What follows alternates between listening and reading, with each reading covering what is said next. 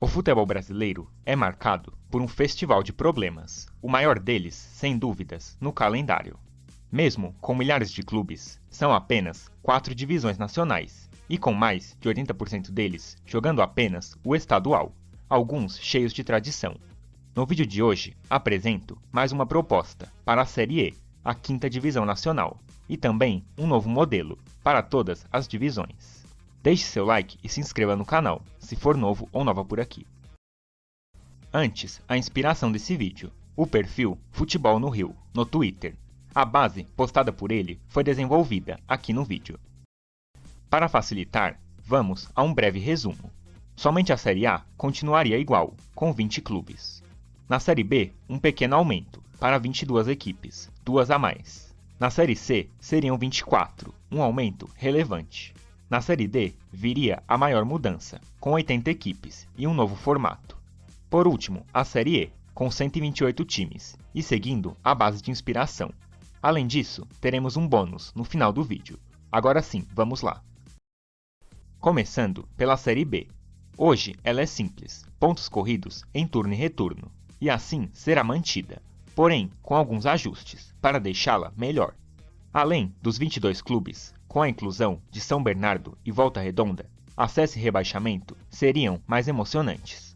Os 3 primeiros subiriam direto para a Série A, enquanto os times entre 4º e 7º jogariam um play-off pela última vaga, como se faz na Europa. Na parte de baixo, quase a mesma coisa. Os 2 últimos seriam rebaixados para a Série C, enquanto os times entre 17º e 20º teriam a chance de escapar no play-off, com duelos em ida e volta, e os derrotados caindo. Acompanhe o modelo nos próximos segundos.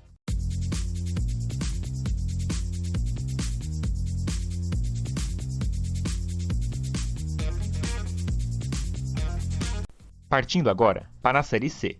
Depois de anos jogada em 2 grupos regionais, ela passou aos pontos corridos em turno único em 2022. Aqui voltam os 2 grupos e com 12 times em cada, total de 24. Porém, com um formato diferente. Dentro das chaves, os clubes jogariam entre si, por turno e retorno, um total de 22 jogos. Ainda na primeira fase, os clubes do Grupo A enfrentariam os times do Grupo B, mas em turno único. Com isso, o total de jogos seria 34, uma garantia bem maior aos clubes. Voltando com a tabela, os 6 times incluídos bateram na trave, na Série D 2023, sendo eles Bahia de Feira, Maranhão, Nacional do Amazonas, Portuguesa do Rio, Retrô e Souza. Falando em acesso e rebaixamento, os líderes de cada grupo, além de subir direto, chegariam na final da Série C. Times entre 2º e 4º lugar passariam ao play-off de acesso. Nele, seriam 2 fases. Na semifinal, os clubes em 3º e 4º jogando em ida e volta. O vencedor chegaria na final, contra o 2º colocado, disputando o acesso. Seria um play-off para cada grupo. Já na parte de baixo, os 2 últimos de cada grupo são rebaixados direto para a Série D. Os times entre 8º e 10º jogariam um triangular, em turno e retorno, com os 2 últimos de cada sendo rebaixados e só o líder escapando. Lembrando, se algo estiver confuso, os comentários estão abertos, para que você deixe suas dúvidas. Irei explicar melhor e com prazer, caso necessário. Agora chegamos na Série D, 4ª divisão. Hoje em dia, como sabemos, 64 equipes disputam as 4 vagas de acesso. Com os times que eu coloquei na Série C, esse número ficou em 60. Para remediar, os 20 estados mais bem colocados no ranking da CBF ganharam uma vaga extra, totalizando 80 clubes, para dividir em 5 grupos regionais. No papel, a divisão seria simples: Grupo Norte, Nordeste, Centro-Oeste, Sudeste e Sul. No entanto, com a diferença de times entre as regiões, alguns ajustes foram feitos, com clubes de uma região jogando em outra. Enquanto os times vão passando, o formato seria bem simples. Turno e retorno, 30 jogos no total, com o líder de cada grupo levando o título regional e podendo disputar o título nacional, a conquista da Série D. Equipes entre 2º e 6º teriam a chance do acesso pelo play-off, que vou explicar melhor na sequência. Por fim, o rebaixamento. Os 2 piores de cada grupo rebaixados, enquanto times entre 11º e 14º no play-off para escapar em ida e volta e regional. Os perdedores caem para a Série E. Voltando a falar em acesso, são 5 grupos e 5 campeões regionais. Para a disputa do título da Série D, o campeão com a menor pontuação seria eliminado, ficando apenas, entre aspas, com o acesso. Os demais iriam para a semifinal. Para o playoff de acesso, valeria a mesma coisa. Os times entre segundo e quinto teriam sua vaga garantida, não importa o que aconteça. Para os times em sexto, a pior campanha ficaria no caminho, com o restante seguindo e completando 24 equipes, na luta pelos 3 acessos restantes. Nesse playoff, seriam 3 fases. Na primeira, duelos de ida e volta, regionais, sobrando 12 equipes, nada de anormal. Na segunda fase, mais um mata-mata, para os 12, agora em sorteio, todos podendo pegar todos, ida e volta, e os 6 vencedores para o grande duelo. Na terceira e última fase, 6 times e 3 confrontos. Os vencedores, em ida e volta, levariam o acesso para a Série C. Agora sim, chegamos nela, a Série E, 5ª Divisão Nacional.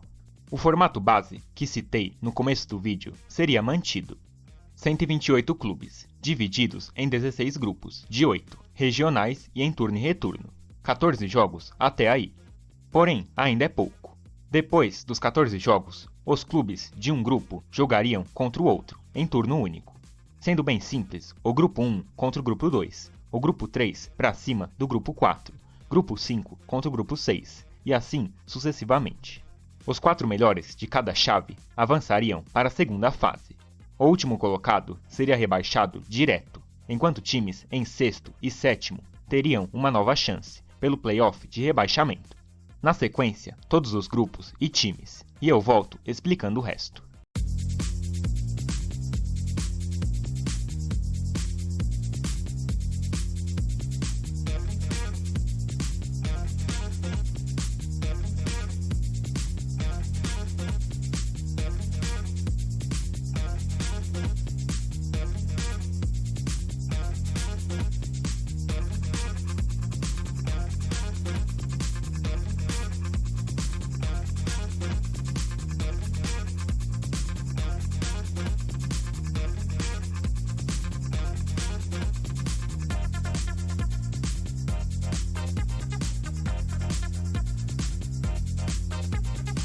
Quantos times poderiam ter calendário, não é?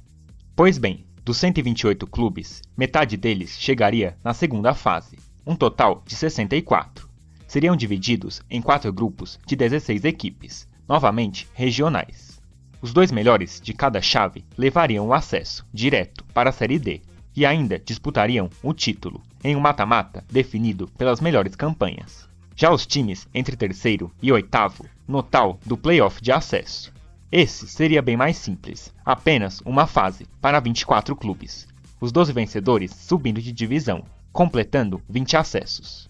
E voltando ao playoff de rebaixamento, a mesma simplicidade. 16 confrontos, ida e volta. Quem perder será rebaixado. Tudo bem, mas rebaixado para onde? Alguns podem estar pensando. Outros podem estar procurando o Paraná Clube. E agora vamos chegar na grande ideia do vídeo, o bônus. O Brasileirão de Aspirantes era um torneio sub-23, realizado para dar rodagem a jogadores sem espaço no profissional. A vida dele foi curta, parando em 2022, mas consagrando campeões como São Paulo e Internacional. Porém, que tal fazer igual no Campeonato Paulista, onde a última divisão virou sub-23 nos últimos anos? Assim, fortalecendo a base de clubes pequenos, dando chance para jovens em estados mais fracos e girando a roda do futebol, além do calendário. O formato seria 90% igual da Série E. As imagens explicam de novo para você, ligado até aqui.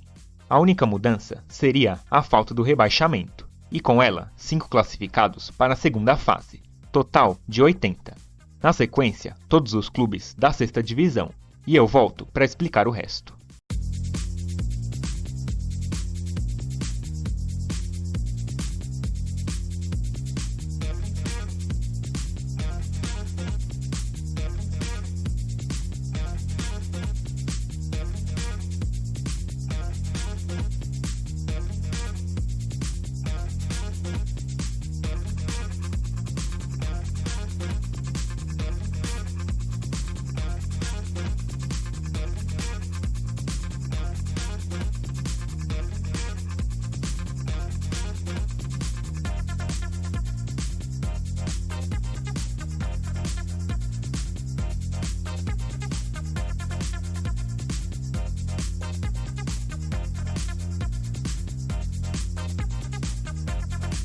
Na segunda fase, os 80 times seriam divididos em 8 grupos, de 10.